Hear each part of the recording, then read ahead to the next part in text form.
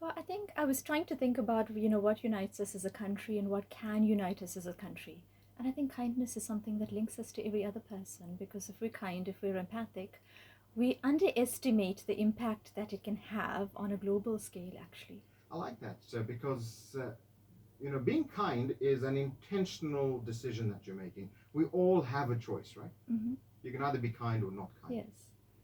And yet some people choose not to be kind. And sometimes we aren't even mindful about it.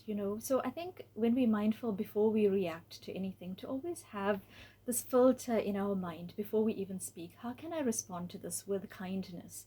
So to respond to absolutely anything, whether you're speaking to someone that you just met or you're responding in a conflictual situation, but if you can respond to anything with kindness, it really makes the world a better place because it has a ripple effect which we don't always recognize. If you're kind to someone, they feel good and they're more likely to be kind to others, and we hope that will continue. And apart from just being kind in your actions, you need to be kind in your intention, right, and your thoughts. Absolutely. Is it easier said than done? It is easier said than done. However, I think if you're intentional about it and it's something you hope to do and you're mindful about it, it becomes a lot easier. We can make it a default setting just with practice. So yesterday was Heritage Day, and you put that nice post. On Monday, you wrote, everybody must experience one of two pains in life, the pain of discipline or the pain of regret. Yes, that was this morning actually. Was it this morning's one? Yeah. So the pain of discipline or the pain of regret. And I think it ties in very nicely with today's topic because we all want good results in exams and, there are many distractions. So, do we want to be on social media, watch TV, go out with friends, uh, and have the regret later on that we didn't study harder? Or do we want to be disciplined and work really hard while we see our friends out doing all the fun things, which is not really going to get them the results in the long run? So you promoting a bit of sacrifice in order to get to your goals. I think that anything worthwhile comes with hard work, and we appreciate it a lot more when we've put in that hard work. Okay.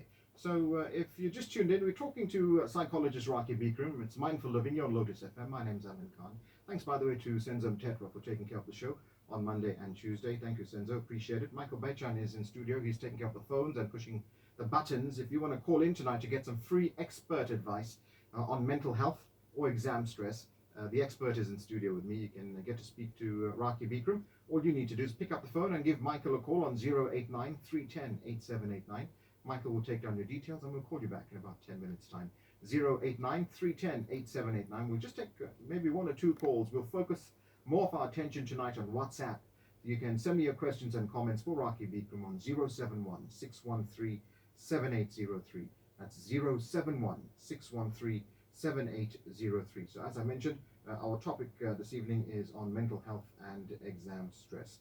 So the stats, according to those who are in the know, Rakhi, says that 1/3 of our population suffers from mental health illnesses, and 75% of that 1/3 will not receive treatment. I mean, it's on a huge scale.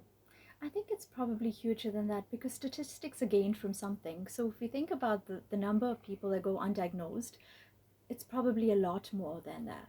So, and it is true because many don't get diagnosed, many don't get treatment, and even those who do get diagnosed don't always get treatment. So under mental health, there are various other categories that you can store some of the challenges on mental health. So anxiety disorders would be one of those. Yes. Right?